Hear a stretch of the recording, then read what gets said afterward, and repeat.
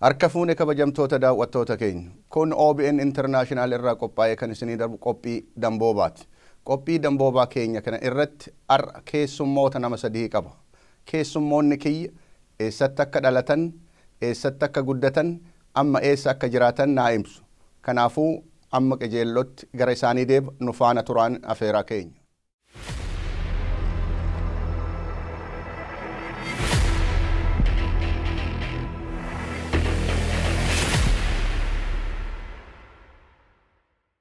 Maqaan keessan eessatti akka dhalattan, eessatti akka guddattanii fi amma eessa akka jiraattan naa himuudhaan daawwattoota keenyaan wal barra. Duraan isin irraa jalqabaa. Ani maqaan kiyyaa Muhammad Haji Goobanaati. Bakkeen itti dhaladhee godina Baalee ganda madda walaabuuti. Ani maqaan koo Abdulhamid Haji Hussein Haji Soomooti. Dhalataa magaalaa Nageellee Booramaa jedhamtu.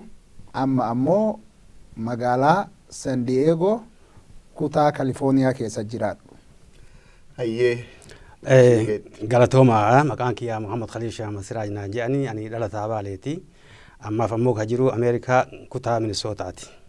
Amma qajeelumatti gara gaafiif deebii kennaa deemna. Akkuma beekamu biyyiti teenna Oromiyaan jijjiiramni eega keessatti mul'atee waggaa 2 tureera. Mee biyya tana keessatti jijjiiramni jedhamu kun maaltu jijjiirame? Maaltu ta'e? Maal argitan? Maal dhageettan? Keessummaa keenya obbo Muhammad Goobanaa irraa jalqaba.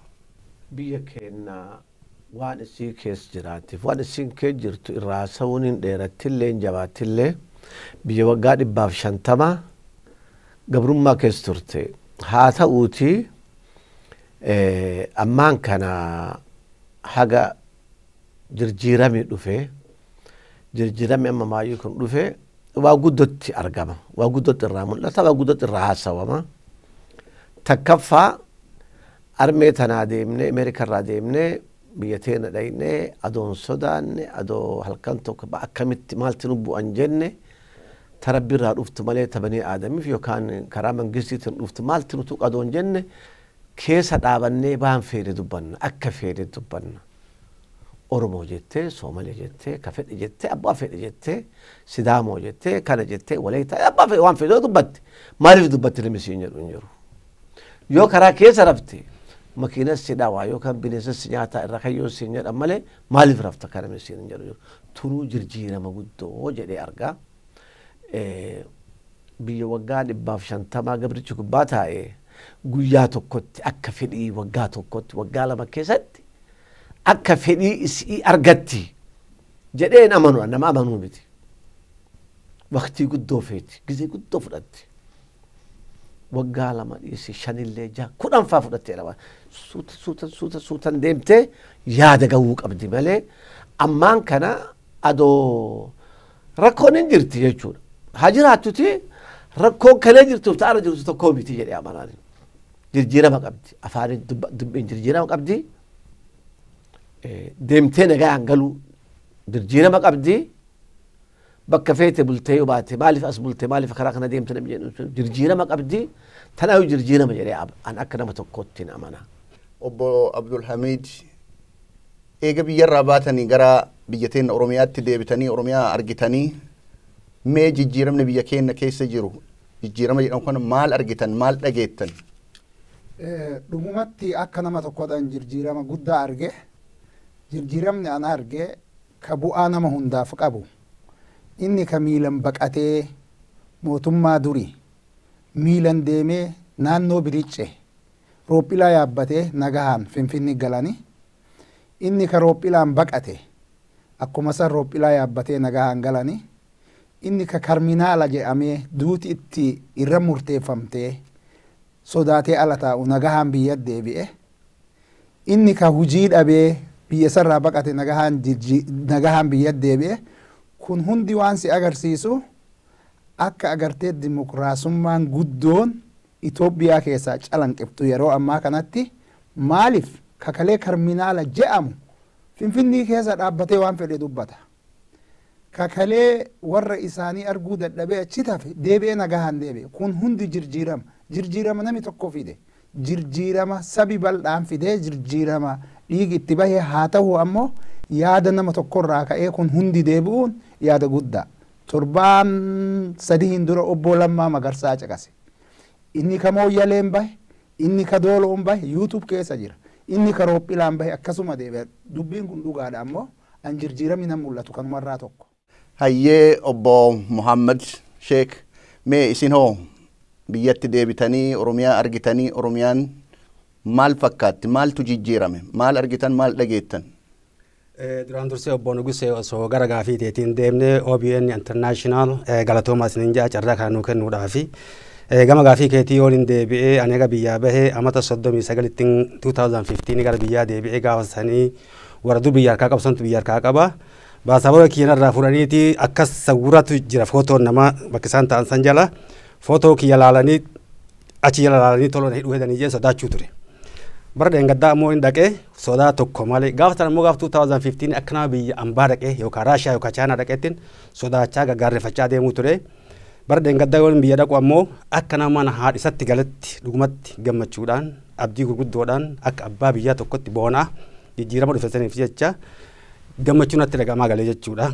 Garuu jijjiiramni suni dhiiga saba keenyaatiin dhiiga qeerootiin bara qabsoo bara 50tiin akka dhufe kun nama hundaaf ifa galaadha. Jijjiiramni dhufe kun jijjiirama bareedaadha. Osoo hin gufachiifne osoo hin gufanne kana osoo fuulduratti deemee baay'ee gaarii jedheetiin amana. Qaamonni tokko tokko ammoo lakkii jijjiiramni nuyyuu hin jiru nama ajjeesuunis nama hidhuunis akkuma duritti jira qaamni jedhan jira. Mee waan kana isin hoo akkamitti ilaaltu? Akka itti ilaalu biyya addunyaa keessatti irra guddooti biyyi nu keessa jirru Ameerikaan waggaa 250 ga 300 jirti. Haga ammatti namni wal ajjeesama du'a. Haga ammatti namni hidhama. Biyyi takka jiraatteef hidhan keessaa naftu duutillee hin haftu. Tun heera jechaadha. Haa ta'uuti rakkoon hin jirtu jennee hin murteessinu. Rakkoon hin jirti haa jiraatuti rakkoo san maalti fide jennee ilaaluu qabna. Warri kalee waggaa 250 nurra taa'eeti nama kenna. Waanamtu irra dalaguu ture haga ammaatitti ummata kenna rafne. Halkan tokkollee sa'a tokkollee gizee ittiin arganne jechuudha. Akka jirjiirame hin dhufneef. Akka hidhaan sun hin banne. Akka duuti sun hin banne. Akka beelti sun hin banne. Akka rakkoon sun hin banneef tattaaffii godhuu jiran jechuudha. Waan kun fide malee waan an argu 90% wanni fide kana jechuudha. Yookaan ka inni sossobee yaada walii qabu jecha yaada dadhaba walii fudhate jechuudha akka nama tokko akkaan argu malee yaada sabboonan Oromoo fidee miti. Rakkoon jirtu. Tan ammoo waan hiikamuu danda'aati. Ilmi namaa wanni inni rabbitti hiika wanni inni hin jirtu. Tan waan hiikamuu danda'aati. Waan jaarsi Oromoo aadaa isaatiin taa'ee dubbatee maalti tana fide jedhee maalti rakkoo fide jedhee maalti wal laalchise jedhee nu wal ajjeesuu dhiisii wal laaluu hin qabnu. Walillee laaluu hin qabnu. Gammachuurra wal laaluu qabna malee jaalarra wal laaluu qabna malee ardha hammeenarra wal laaluu hin qabnu. Jaarsi Oromoo dargaggeen Oromoo beekan Oromoo maalti tana fide jedhee laalee fixuu qaba malee wanni amma Oromoo guutuu keessatti ardha yookaan hamtuun dur jirtiin jirti jedhee hin amanu waan. Tanaaf taachuu fi tunin waan jaarsa Oromootiif beekaa Oromootiif dargaggoo Oromoo harka jira akka itti fixan akka itti dhumatu akka itti namni keenya wal gammadee wal jaalatee wal urgeeffatee waliin deemu jecha tan amantii qabaniin rakkoon hin jirti hin dhumattullee daftee maaliif Biyyuutiin biyya waggaa 150 dhiirti waggaa 150 gabroomsitee akka malee bulchuututti waan addunyaa keessatti godhamne nuratti uummata keenya irra godhamuu ture. Suniin haga ammaan banne acheessanii asitti deebitee waggaa 28 waggaa 29 warri dhibii dhufee aggoo fudhatee waggaa 29 san keessatti waan jireenya irratti yaadin argate. Hirraa fagaa tokkolleen akkamitti dammi an xuuxu sun afaadina bahaa jedha. Isin manguddoo adda nama umrii guddaadha. Gaafa kaleessa ammoo nama gaafa umrii ijoollummaatti qawwee fudhattanii abbaa keessan wajjin mukatti akka baatan seenaa irraa dhageen. Har'a ammoo nagaan biyya keessan dhaxxaniitiin fira laaltanii biyya laaltanii deebitan. Prime Ministeriin Itoophiyaa Dr. Abiy Ahmed Nobilii nagaa argatanii jiru. Biyya san keessatti hidhamaa waggaa hedduu hidhame mana hidhaa hiikuutiin jarmaawolee siyaasaa gabrummaan nutti hammaatte roorroon nutti hammaatte jedhanii biyya keessaa ba'an gara biyyaa galchuudhaan warroota miidiyaa adda addaatiin tajaajila hawaasaa kennan ka biyya keessaa ari'aman gara biyyaa deebisuudhaan hujii gurguddaa hojjetaniiru jedheen addunyaan badhaasa Nobilii kenneef. Mee haala addunyaan waan guddaa hojjette isaan jedhu kanaafi haala moo biyya keessatti ummanni lakkii wannuma kaleessa turetti adhallee jira jedhu kana lamaan akka nama biyya dhaqee laalee argeetti akka nama manguddootti mee akkamitti ilaaltan? Akka itti ilaallu an akka nama tokkootitti ana xiqqaa 1964 biyya bahee alatti guddadhe. Gizee if baradhee nama guddaa ta'ellee qawwee fudhadhee biyya deebi'ee abbaa kiyyaaf yookaan warra yoos jiru waliin qawweetti dhahu turre. Gabroonfataa takkaa irraa rafne loluu turre Baalee keessatti, Harar keessatti yookaan Gujii keessatti, Booraa keessatti aniin deemu bakkeen takkaa an qawweetti hin dhahin hin jirtu jechuudha. Jireenya kiyya qabeemarraa fixe. Nafa kiyya kana xiitii shanillee taatu keessa jirti. Kan keessaa baay'eef kan keessa jirtu illee hin jirti ammallee. Waan ani himadhu miti waan nama himarti beeki Oromoon beektu jechuudha. Waan yookaan Baalee keessatti, Harar keessatti, Gujii keessatti beekama jechuudha. Tana wanni lolleef bakka arda jirru kana haa dhufuu ummati kenna. Yoo nu dabarrellee ilmaan teennaa dhuftu. Yoo ilmaan teennan ta'inillee akaakoon teenne zarii teenne irratti argate bilisummaa argachuu jechuudha. Waan waggaa 60 akkasitti ani itti beeku keessa ture. Adaqaf beeku waggaa 60tti qawween deemuu turte lolu ture. Harar keessatti, Baalee keessatti, Gujii keessatti, Booraa keessatti deemuu turte. Ta duriituu dhiisii waggaa lama keessatti wanni suni qajeeltee bakka deebitii akka fedhan taatii anin jedhu. Gizee har'aa kana gizee barattootiin dalaydu. Gizee beektooti dalaydu. Gizee jaarsi dalagu. Oromoon aadaa qabdi. Jaarsa qabdi. Beekaa qabdi. Gamna qabdi. Qara qabdi. Akka nama biyya teessan dhaqee laalee argeetti akkuma argitan muummichi ministeeraa jarmaawolee siyaasaatiin biyyatti galchee hidhamaa sidhaa hiikee warroota aktivistoota adda addaa gara biyyaa galchee koottaa biyya tana waliin guddifna biyya tana waliin jijjiirra fagoo teennee wal abaaraa wal balaaleffataa jijjiiramni dhufu hin jiru.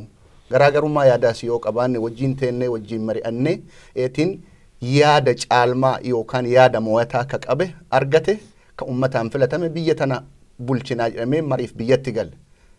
Sababa kanaan Nobilii argataniiru. Akka nama biyya dhaqee laalee argeetti akka nama manguddootti mee akkamitti ilaaltan? Dhugumatti jijjiiramni maalti jira jettee ona gaafatte. Wanni tokko waan agarteetiin shaahida qabaati. Wanni tokko waan shaahida hin qabne. Akka jijjiiramni jiru ka biyya keessattuu osoo hin tahin faranjoonni nuu beekaniitiin Abiy Ahmed jijjiirama baay'ee fide jedhanii waamanii badhaasa kennaniif osoo waggaa lamayyuu hin guutin.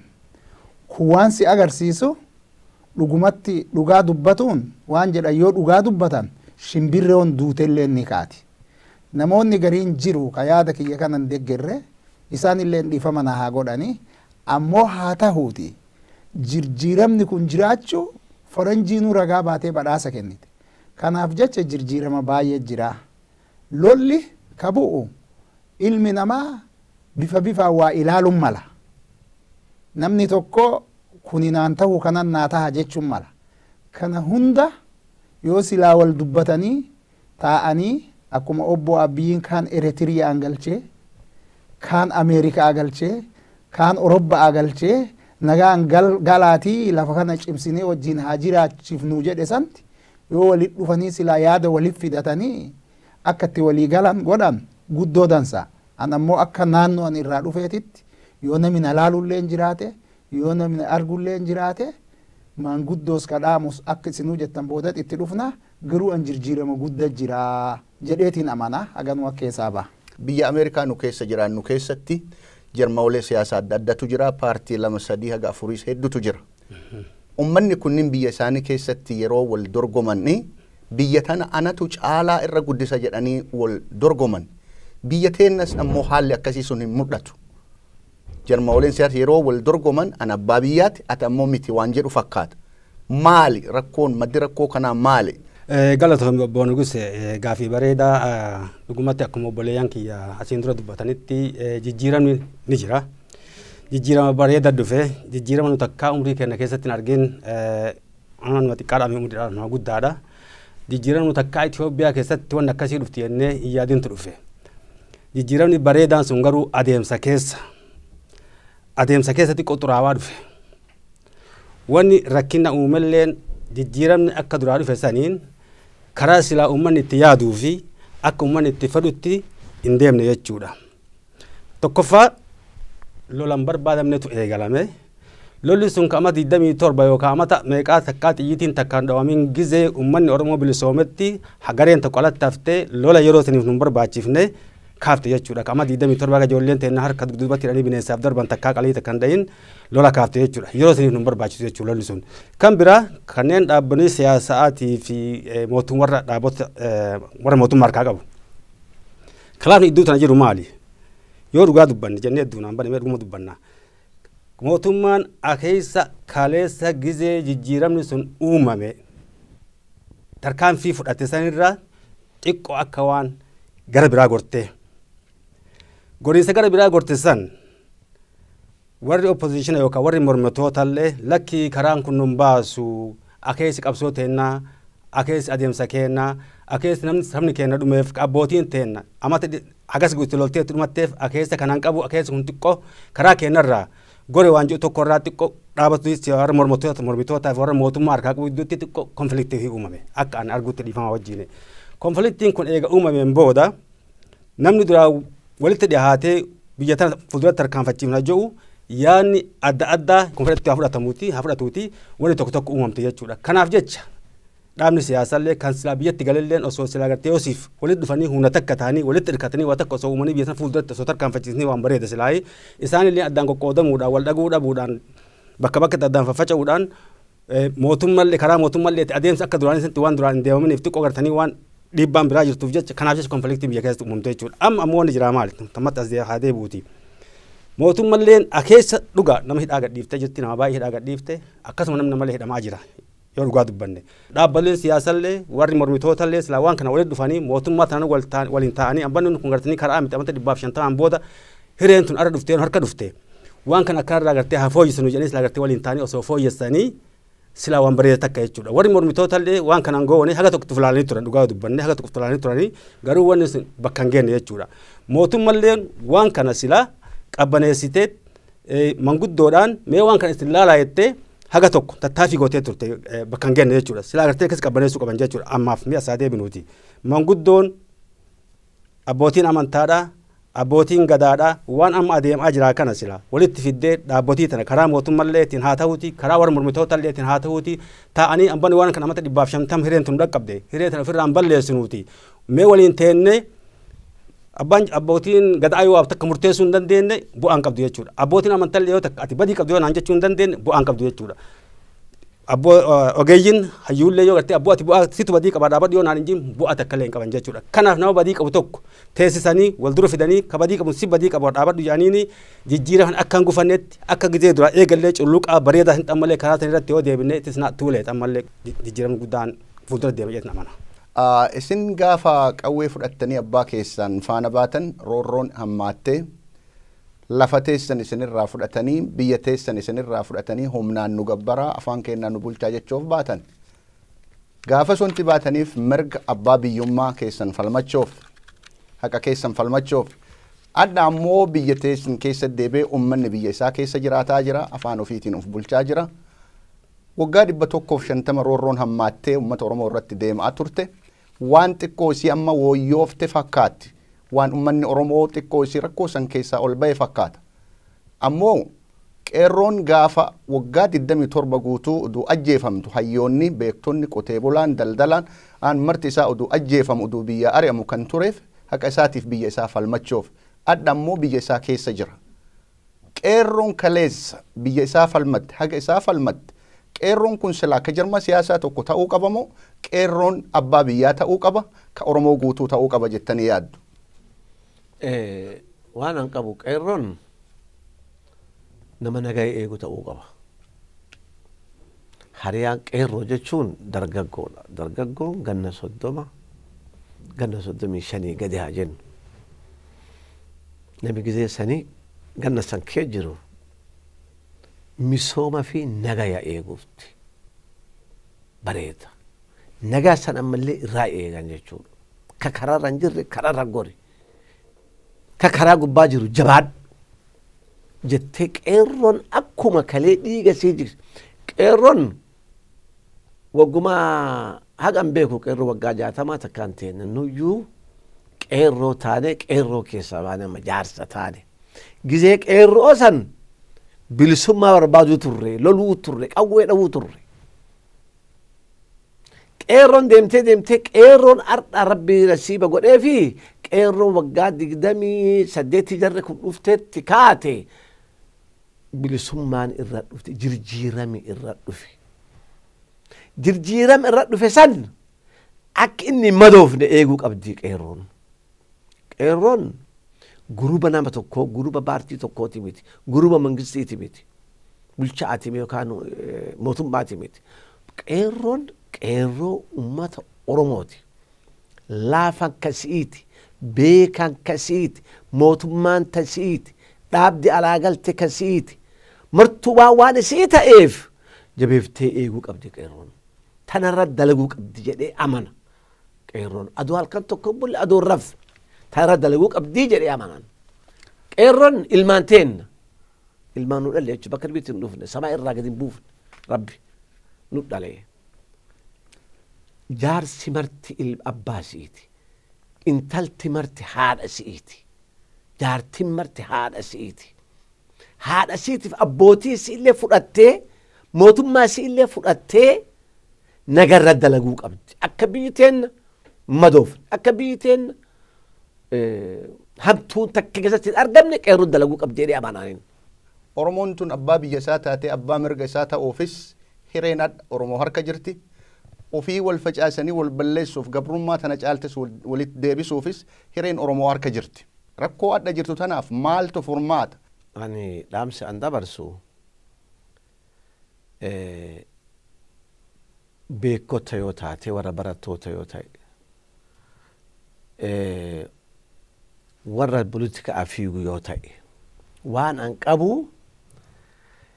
horii yoo inni dhale elmatan isa foolatun elmatan waan na fakkaatu warri cinaan sa'a foolachuu jiru elmachuu barbaada. Sa'i hin dhalle agasila. Sa'i dhalu malee aadaan hin mirgu. Dhugatta himnu dhugatta dubbannu. Sa'a foolatu in elmatan guyyaa inni dhale elmatan. Dhalachuu jirti sa'i foolatu jira fiigicha gabaabsanii jedhee dhaamaaniin. Hin geenne agasila. Bakkee kursirra wal arrabsinu hin geenne. Bakkee kursirra wal ajjeef hin geenne Oromoon waggaa 150 gubachuu jirra. Waggaa 150 arrabsamu jirra. waggaa 150 namni arrabsamu jiru sabi arrabsamu jiru waggaa lama keessatti nama sa'a foolate gorfu on jala taa'ee yookaan okeela jala kaa'in ilma jedhan fakkaatan tanaafi wanni an jedhu keessatti warra barattoota warra beekota dhugatti yoo dubbanne tana laaluu qaban yoo sa'an dhalini ilmanna jetta dhaluu dhoowwite sa yoo dhaluu dhabe ni du'a sa yoo dhaluu dhabe foolanna irratti in du'a tanaaf sa'a kana akkiin dhalu godhuu qabani jedhee deebisa lammaffaa wanni bakka tare dhugaatti yoo himan xiyyitiin ilma ajjeefte malee in dhalchitu in ajjeefte malee kanuu dhalatu jiru waggaa 150 jirra maaliif arra wal ajjeefna warri waggaa 150 na ajjeesoo ture eegan if ajjeesoo deebi'ee yaada koflee jechuu gammadee jechuu gammachiisuun qabu ka bolotika afiigu bolotikaan dhumachuutti hin jirtu haga addunyaan jirtu hin deemti waan isin dhumachuu hin dandeenyeef maaliif suutatti eegee nagaa biyya isaa keessatti hin buufne mee tana xiqqoo ija keessa isin dhufaa fakkeenyaaf Oromoon gaafii gugurdaa kaasee ture gaafii fakkeenyaaf gaafii Finfinnee gaafii afaan Oromoo afaan federaalaa gochuuwwan kanneen gaafatee ture gaafiin kun naan deebinee haga ammaatti gaafii kana irra maraaraa jedha kanniif dhufa tarii gadoo kaaseer ta'uu danda'a mee gaafiin kunniin silaa akkamitti deemuu malee mootummaan hoo maal godhuu malee jettanii yaaddu yaada bareeda gaafii bareedduudha gaafiin ummata Oromoo deebitee hin deebine maalti deebi'uu dhoowwe gizee gahin gizee isiin deebitutti hin dhufiin jedhee qaban akka nama tokkottaan maaliif mangistii dharra jiru kun mangistii coomsati waggaa 2 ture ummata waggaa 150 rakkatee dhufe mangistiin kunin yoom deebisa guyyaa rakkoo amma jirtu kana keessa bahee deebisuu danda'a jechuudha eenyu deebisa barlamaana ummati maraxati ka ummata keessaa bahe kana deebisuu danda'a barlamaana jarri amma godaggalte ijaarte deebisuu danda'a murtii jarri alaggalte yookaan waggaa 150 nurratti tumanitti gaafii Oromoo deebisuu danda'a no hin deebisu jedhee amanan barlamaanni ummati ijaarate as deemu jira mircaa kana yoo mircaan dhumate waggaa tokko ta'ee lama ta'ee bor ta'ee iftaan ta'ee guyyaa mircaan dhumate warri biyyaa ilmi Oromoo gaafii Oromoo fedhii ummata keenya gaafii ummata Oromoo barlamaan isaan gaafachuu qaba maal qabatte gaafii ummata kiyyaa maal deebifte gaafii ummata kiyyaa maal dhufte jedhee gaafachuu qaba akkan arguut akka nama tokkotti malee amma gaafachuu hin qabu ammallee itti deebi'a dhiifama naa godhe boolla waggaa 150 qotame waggaa 2 keessaa baasaa harkisee keessaa baasuu danda'a hin danda'u yoo baasuu dhabe jedhan hin danda'u jedhaniin abbaan hin danda'a jedhanii aduu inni hin danda'a jedhe hin danda'u jedhee amanan maaliif caasaa guddatti ijaaramee jira biyya sana keessatti Oromoon Itoophiyaa jechuun Oromoo jedhe yoo Oromoon hin jirre Itoophiyaan hin jirtu jedhee amana afaan federaalaa ta'uuf sila akka achi dubbatamu arra Oromoon wanni afaan Oromoo arra federaalaa ta'uu dhowwe haqa malee dalagamuu jiru biyya keessatti dalagamuu ture takkaa dhugaan biyya keessatti ijaaramne takkaa qulqullummaan biyya keessatti ijaaramne kana dhowwe yoo qulqullummaan dhufte yoo dhugaan dhufte yoo dhugaan bakka deebite afaan Oromoo kadhaa malee federaala ta'aa jedhee amana akka nama tokkotti maaliif ummata 150 Oromoo jennu yookaan addunyaanuu jettu arra afaan saba diqqaa tokko bulchuu waggaa 150 tan arguudha dhugatti tan maal taati ifiinuu jirjiiramti waan rakkoon qabdaan guddootti hin jarjaru jechuudha ittiin jarjaru ifiin dhuftii jirjiiramti nami tokkolleen dhoowwuu hin danda'u jedhee aman ammallee tanar itti siifixa tan nam tokko dhoowwuu danda'u jedhee aman akkamitti mootummaan arra jirtulleen dhoowwuu hin dandeettu mootummaan takkan dhuftii ni baati mootummaan takkan dhuftii baati warra Afrikaa kana laala Mugaabee fa'aa haga isaan turan Husni Mubaarak kaleedu isan fa'aa haga isaan turan mee hin jiran jechuudha warra dhibi jira jechuudha yoo tokko balleesse tokkoon qajeelcha biyyummaan haa toltu yoo biyyatti tolte mootummaan ni tolti yoo biyyitiin tolin mootummaan hin toltu. Mootummaalleen akka kalee jarri dalaguu turte akka kalee warri nu malee rabbi lafa tanaayyuu nuu kenna jedhee amanu san dalaytu abbummaan fedhee dalaguu hin danda'u warra.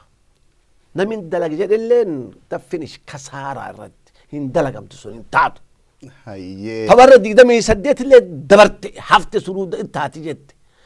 Tunoo tunin laallattee bulchaan ardhaa mootummaan ammaa ummati kiyya maal keessa jira.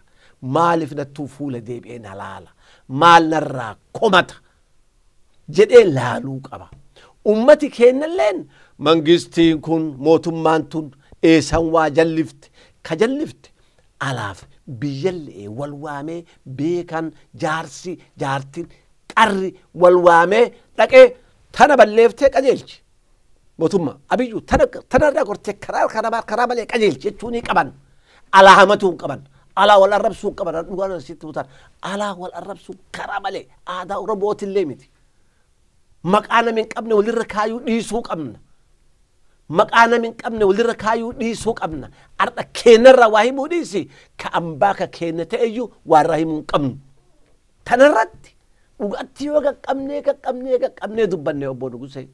Dhugaatti yoo haqa dubbanne gizeen ammaa tuniin gizee rafanii caqasanii miti. Gizee ka ala jiru wal guuree walit dhufee wal barbaadee biyyi teenya maalti jirti jedhee ka'ee biyya san dhaqee balbala dura dhaabatee abiyyuu balbalatti ka'ee abiyyuu nu jalaa baadi nu dhufee jaarsotii Oromooti. Jaarsotii biyya tanaatti dhalatte nu jalaa baadi jedheetti dhufee tana jechuu ni qaba. Warra mormituu fiidu koota siijuu fedhu taa'i hin fiiginna. Asidha boo fiigi akkana deemi akkana ardhaa yaadi takkitti yookaan aaxifaan afaan waan jedhu aaxifaan Arabii waan jedhu aaxifaan yookaan aaran dubbachuu yookaan aaran waa fixa jechuu yookaan gadoo baha jechuu arra gizee gadoo baanu gubbaan jedhu nu Oromoon nama gadoo bahuu miti. Oromoon jaarsa Oromoon akka reef obboleessi kiyya baanu bahara bineensa waraabessa wanni marti keessa jirti rabbi keessa kaa'ee qoca keessa jira. Tanarratti Oromoon sabirtee ollaa isii fudhattee ollaa isii jaalattee laafaa fi ija beeftee ifdhiisii ollaa isii gorsuu qabdi. Ifdhiisii ollaa isii qajeelchuu qabdi Oromoon. Nagaa biyyaa eeguuf namni tokko duraan dursee nagaa mana ofii eeguu qaba. Nagaa ollaa ofii eeguu qaba. Nagaa gosa ofii eeguu qaba. Akkasumaan nagaa biyya ofii nagaa saba ofiiti biyya ofii eeguu qaba. Mee maal dhaamta? Maanguddoo kadhaamu an nagayuma. Maaliif Oromoon nagaa eeguun barbaachisaa irratti. Waa hagamiif mootummaan Itoophiyaa kun yeroo baay'ee ture hin jigne takka wal haa jirjiiru administreeshinii wal haa ajjeesu sablammii wal dhahee wal haleelee bakka malee wal gahee akka Soomaleen itti jigdetti hin jigne. Ammas ammoo akka yeroo inni Oromoo irra deebi'u inni jiguun fedhu dhugumatti ani akka nama tokkootitti yoo laale hin fedhu nami fedhulleen hin jiru. Ka duraanin ummataadhaamoo warra ollaawwan isaanii nagaa isaanii eeguudha. Warra isaan keessa qubatu nagaa isaanii eeguudha. Mootummaa jirtu nagaa isaanii eeguudha. Warra keessa jiru ka mormoota nagaa isaanii eeguudha. Warri mormoota illee warra keessa jiru nagaa isaanii eeguudha. Mootummaallee nagaa isaanii eeguudha. Haganuma isaanii dhaama kiyya haganuma raawwata jechuu. Gama kiyyaan mariin keenya yookaan gaafiin deebiin hin qabnu gama kiyyaan xumureera jedha. Yoo yaada dubbachoo malee adda dubbanne hin deemuu waan jettan yoo qabaattan daqiiqa takka isin kennaa kana achi gama kiyyaan xumureera. Ani dhaamsa achi dabalaa. Takka ilmi namaa martuu beekuu qaba. Tanumarra deebi'anii fuuldura. Waggaa tokkotti waggaa lamatti gaafiin uummata Oromoo deebi'uu hin dandeettu. Tanan amanaan. Abiyyuullee deebisuu hin danda'u nama tokko lammaffaan. Wanni deebifamee jirti. Amma firii dubbachuun deebitee jirti. Akka fedhe dubbataname takka argachuu hin turre. bakka fedhe deemta bakka huduuda karaan bakkeen si dhibu hin jirtu bakka fedha itti bakka sadi amma gujiin ki irraa dhaladhaan fonkiyya keessa deema lola deemu san namni tokkollee nama tuquun agarre tunuyyuu hiyyummaa jechuudha tunuu jijjiirama jechuudha tunuu deebii ummataa jechuudha ka akka finfinnee ta akka afaanii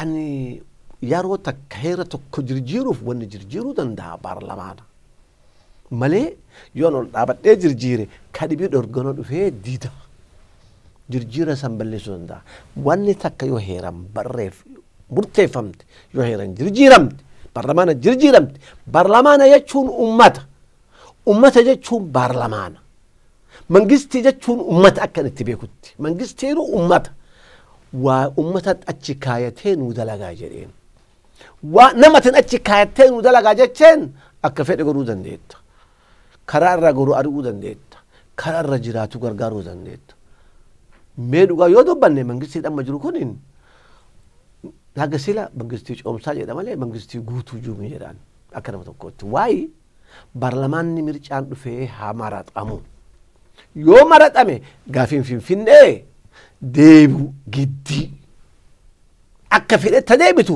deebi'uun giddii afaan oromoon gaafatti ta'an an akka nama tokkotti wanni na uummata oromoo dura dhaabatee federaala godhuu jidaatu hin jirtu jedhee amanee qaba 150 biyya Itoophiyaa keessa jiran oromoodha waan oromoo ta'eef afaan isiititti buluu qaban afaan isiitti deemu afaan oromoo federaala ta'uu qabanii amantii qaba akka nama tokkotti tanaaf yoo dhugaa himne waan cinaa deebiin ammaan kana maaliif deebi'uu dhabda jennee hin jarjarin hin dhufti jaarsi waan jedhan karaa deemu namitti dhufee jaarsa firraa taa'u ka deemuu dadhabe abbo akkasi deebisanii deemu jira hagamii dhaquu danda'a jedheen yoo akka amma deemte ka deemtu taate gizeen atiin dhayxuun fagaatti jedheen yoo atiin ammoo akka kana jirjiirtee suutumaan ka deemtu taate hin dhayxaa jedheen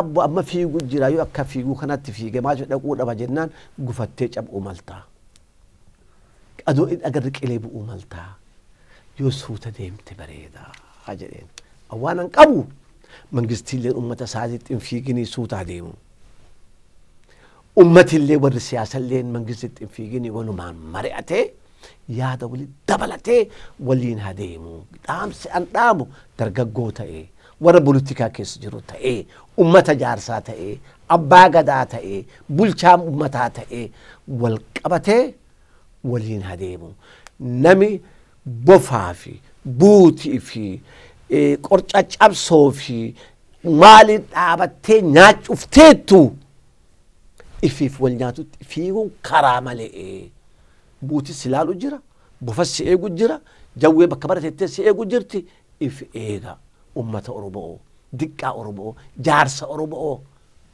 maanguddoo abbootii gadaati finfinnee keessa ta'idha deema bakka rakkoon jirtu dhaqaa gosaan hin dhaqina baalee waama hararii waama walloo waama jimmaa waama wallaggaa waama boorana keessaa waama gujii keessaa waama shawaa waama wal qabadhaa deemaa dhaqaa bakka rakkoon jirtu bakka rakkoon jirtu dhaqaa fayyisaa wanni isin fayyisuu hin dandeenye rabbii gaditti hin jirtu jedhee amanaan kanarratti dhaamsi kiyya kanaa.